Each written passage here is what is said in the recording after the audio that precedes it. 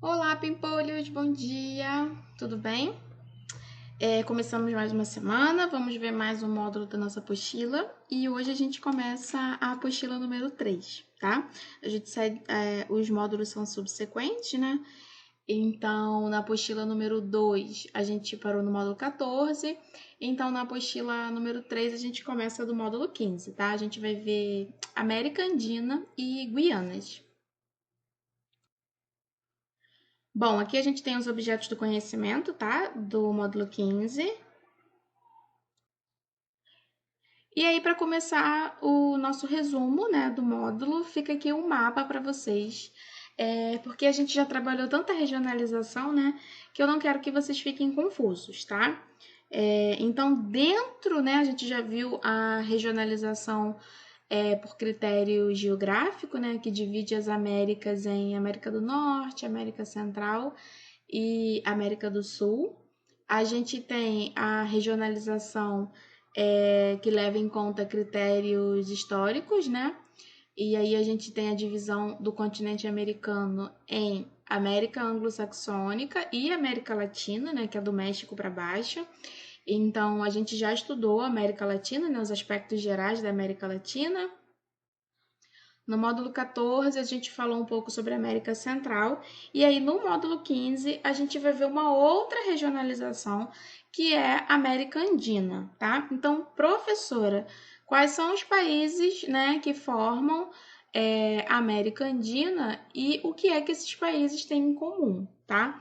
Então, gente, aqui nesse mapinha tá os países, tá, que formam a América Andina, né? Todos os países da América do Sul.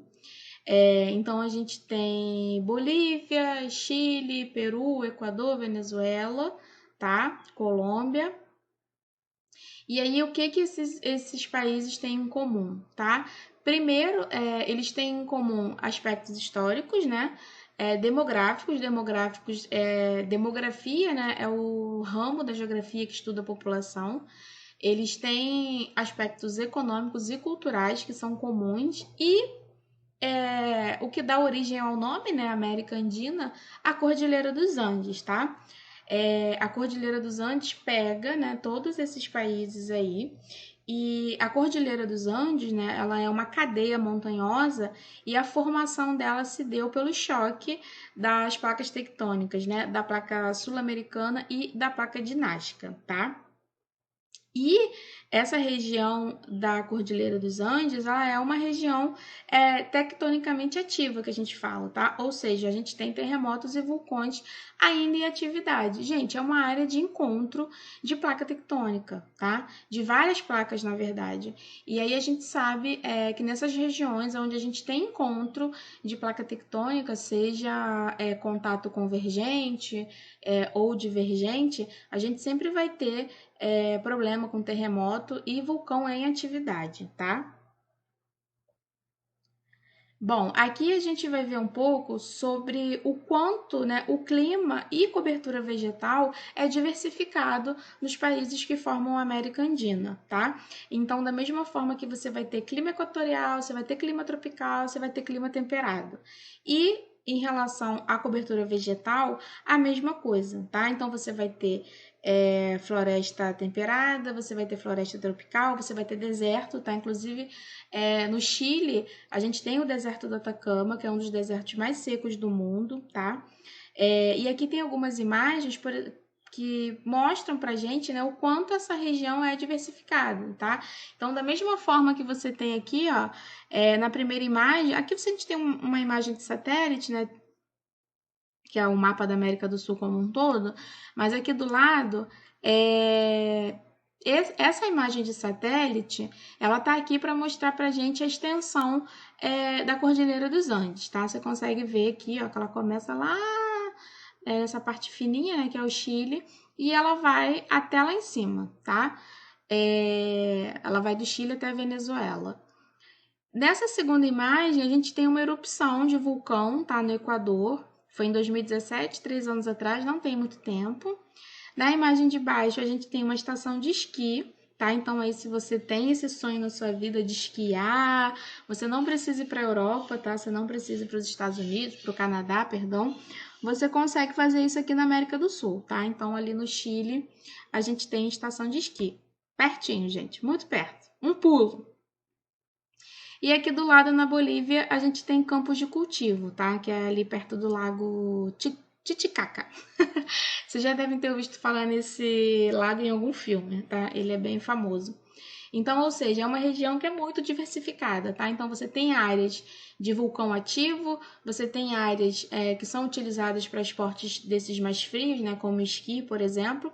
E você tem essa região aqui da Bolívia, que é uma área mais ensolarada, mais tropical, tá? Então, você consegue tanto ter diversidade climática, perdão, quanto de cobertura vegetal nesses países que formam a América Andina, tá?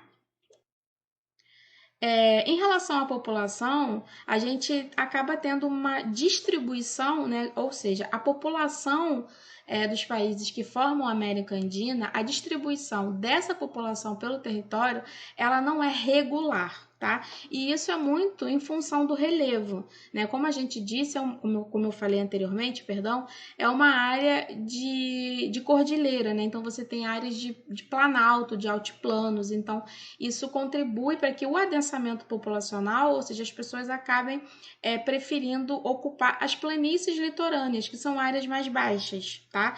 Então aí você vai ter uma concentração populacional irregular. Então, ou seja, as populações, né, dos países que formam a América Andina, ela não está distribuída de forma igualitária por esses territórios, tá?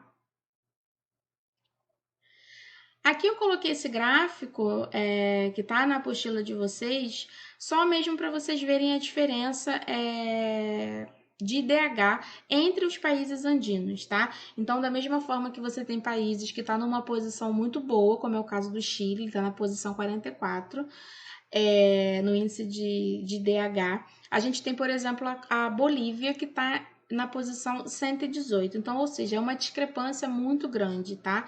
Então, ou seja, existem grandes disparidades entre os países que formam a América Andina, tá? Então, são países que enfrentam dificuldades socioeconômicas, na maior parte desses países enfrentam dificuldades, perdão, socioeconômicas, ainda que o Chile tenha a melhor condição de vida, se apresente a melhor condição de vida da América Andina, tá?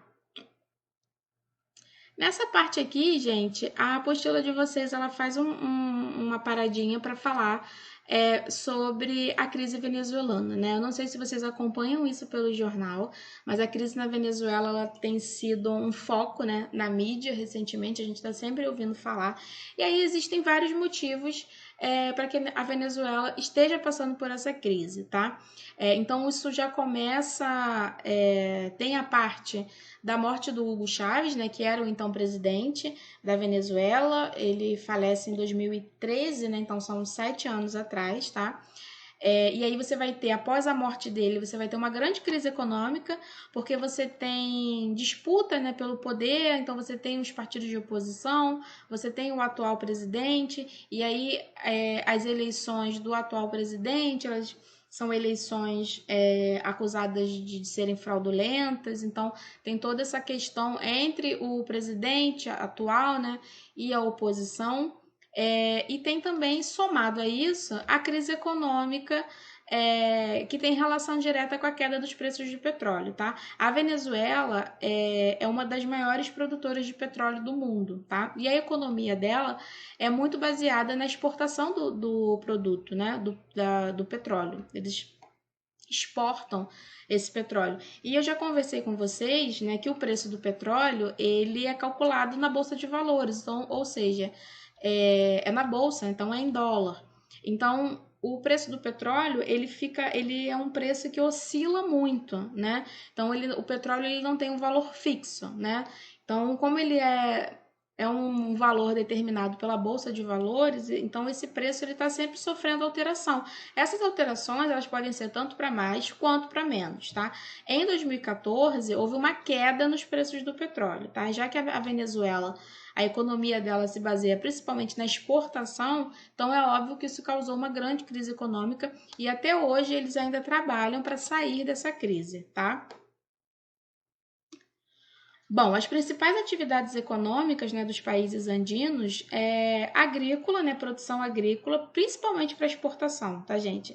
As grandes propriedades agrícolas dos países andinos, o objetivo principal deles é o mercado externo, tá? É vender para fora. Mas também a extração mineral, né, o extrativismo, também são atividades econômicas importantes, né? Como a gente disse, a Venezuela é uma das maiores produtoras de petróleo, né? Na verdade, a Venezuela também tem é uma das maiores reservas de petróleo do mundo, tá? Então ela faz a extração e a exportação desse produto. Mas assim, existem outros produtos também que contribuem para a economia dos países andinos, tá? Basicamente todos relacionados à agricultura, né? Produtos agrícolas, perdão. E produtos tropicais, né? Que são típicos, né? Banana, cacau, o café, né, gente? Café é o que é a melhor bebida do mundo, né? Que sem café a gente não vive sem café. Cana de açúcar, né? Coco também. E, obviamente, produtos agrícolas que têm valor comercial de forma internacional, tá? Que é o milho e a soja. Bom, precisamos falar também sobre esse assunto polêmico que é o narcotráfico na América Andina. Parei para beber uma água, gente. O que acontece?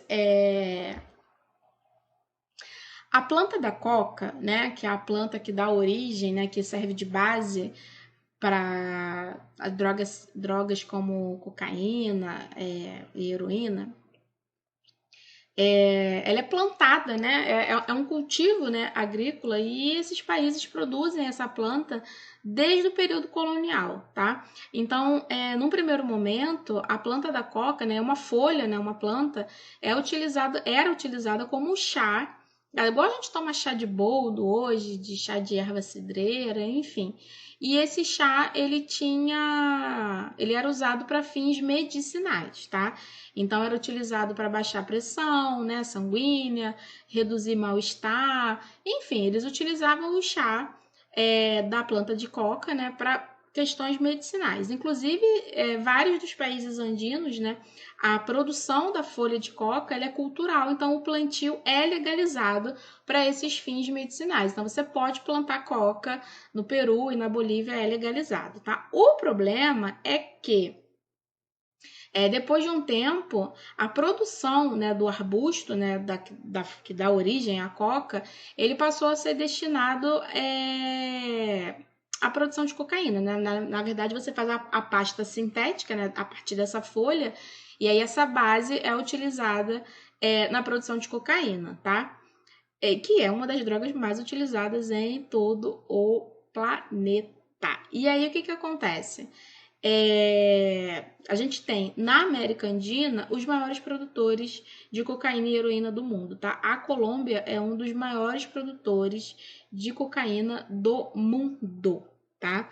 E aí é óbvio, né, que o tráfico internacional de drogas, né, de substâncias ilícitas, vai contribuir para outros tipos de crime, tá? Então, assassinatos, corrupção, problemas urbanos, enfim, tá? Na verdade, problemas urbanos, gente, relacionados ao consumo de droga, tá? Assalto, enfim.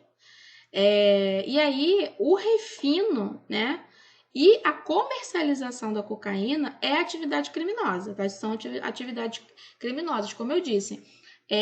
Em alguns países, como Bolívia e Peru, você cultivar a folha da coca não é crime. Esse plantio, ele é legalizado, a planta, tá?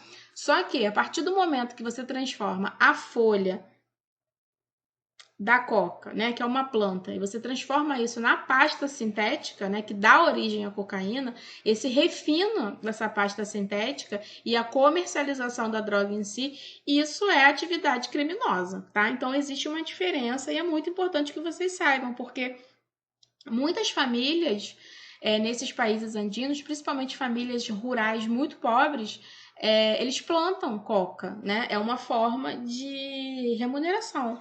Só que boa parte dessa produção agrícola, né, dessas famílias, é utilizado para produção de drogas, tá? Então, ou você cultivar é uma coisa, tá? A partir do momento que você refina e transforma essa planta na pasta ou na própria cocaína, aí já vira uma atividade criminosa, ilícita, tá? Então, aqui nesse mapinha, a gente tem o caminho que essa droga faz, tá? Então, você tem aqui Bolívia, Peru e Colômbia, né, como os maiores produtores, né, os principais do mundo, tá, gente? E aí, qual é o primeiro destino, né? Para quem eles vendem essa droga? Em primeiro lugar, tá os Estados Unidos, tá? Que entra pela fronteira pelo México, tá? Qual é o segundo maior consumidor dessas drogas?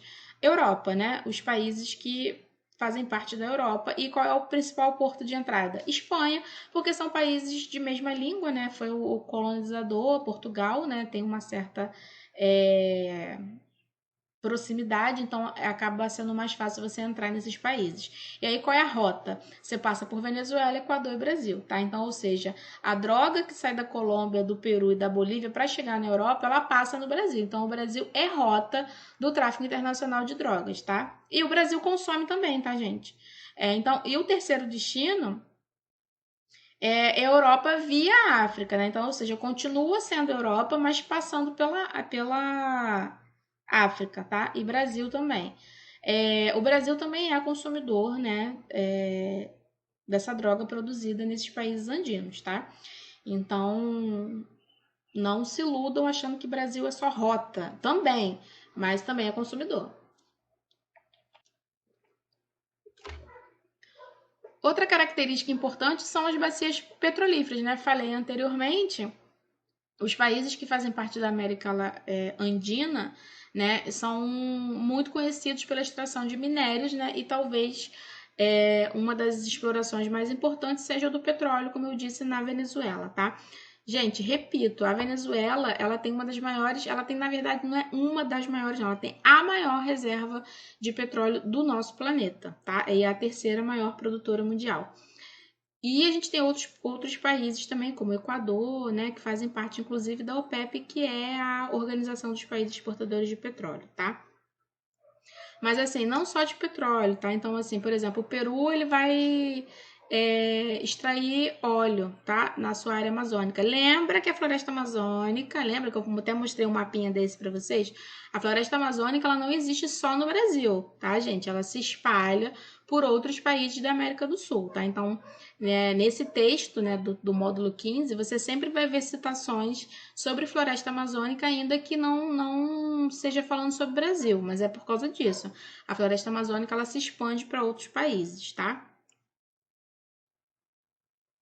E um dos fatores que mais se desenvolve, né, nos países andinos é o turismo, tá, gente? Tem lugares incríveis, belíssimos. As praias da Colômbia são muito bonitas.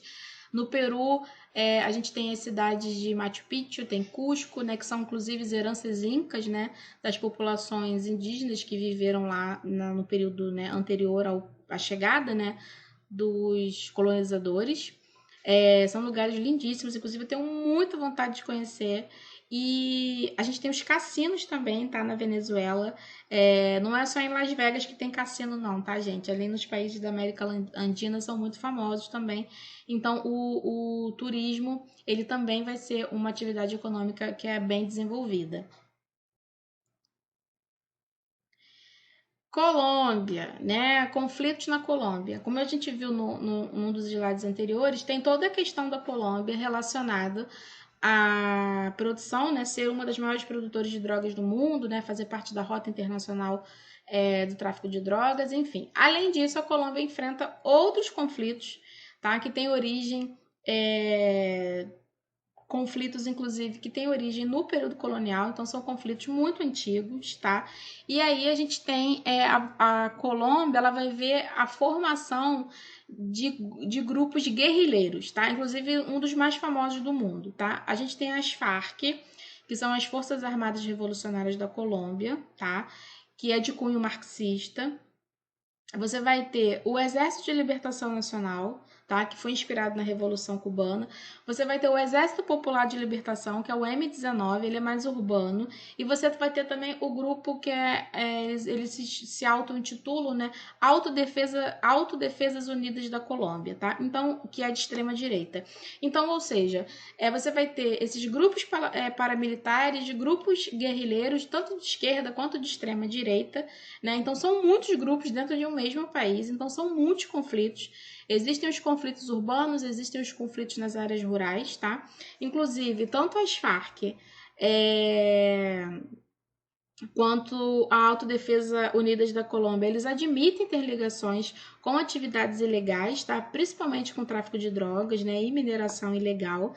Existe vários movimentos dentro da Colômbia para que cessem a atividade desses grupos paramilitares, tá? Inclusive já até o próprio Estados Unidos ele tenta esse acordo porque como vocês viram no gráfico anterior, os Estados Unidos ele é o destino número 1, né, de toda a droga produzida na Colômbia.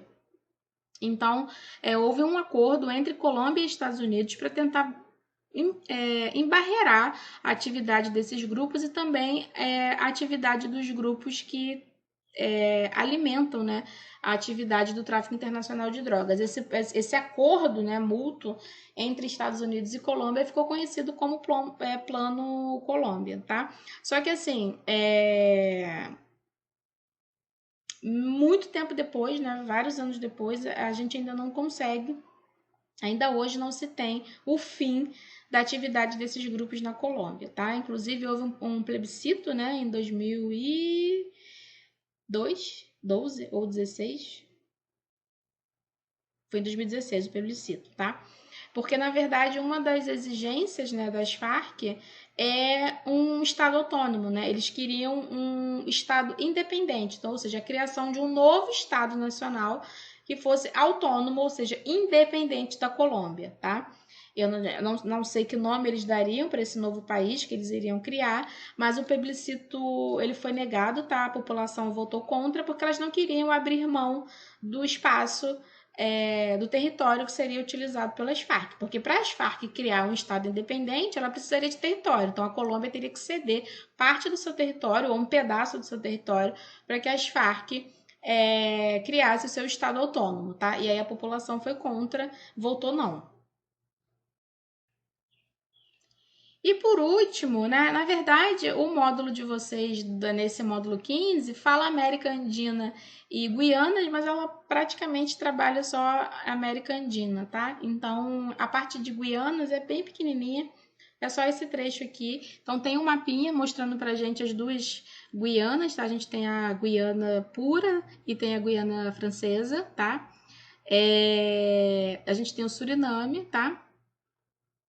É uma área, você vê que é bem pequenininho, né? Tá ali bem pertinho, fazendo fronteira. Só a Guiana, na verdade, né? Fazendo fronteira com a Venezuela, mas tá pertinho. Todos eles fazem fronteira aqui com o Brasil. A Guiana Francesa, ela continua sendo um departamento ultramapta, ou seja, pertence à França, tá? É território de domínio francês.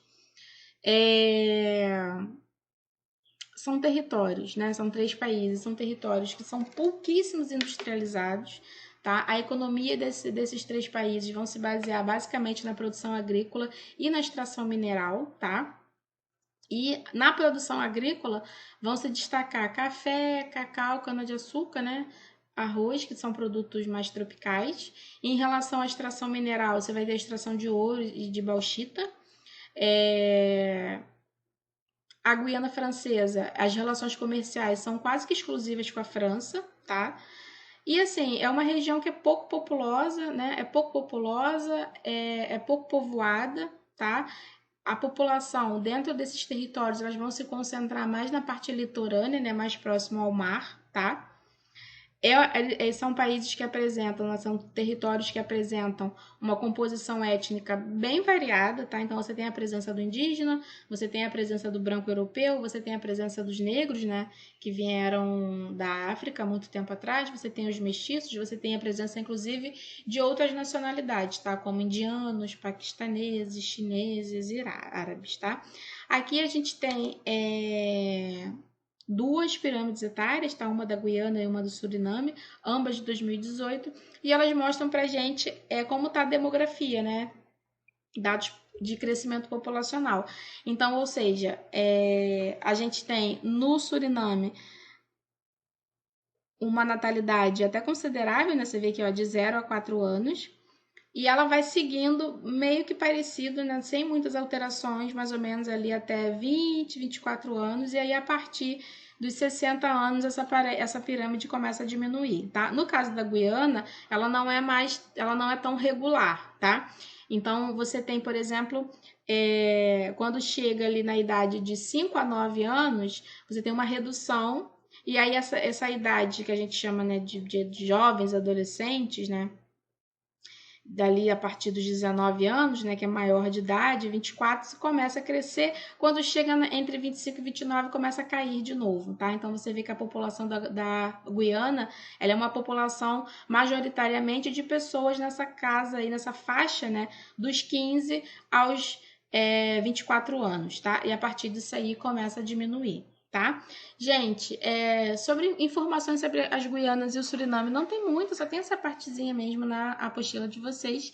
Façam a leitura do módulo, façam os exercícios também, que a gente vai corrigir na próxima aula. Qualquer dúvida que vocês tiverem, vocês podem me procurar no WhatsApp ou vocês podem tirar essas dúvidas lá no nosso encontro na plataforma, tá bom? Então é isso. Beijo para vocês e boa semana.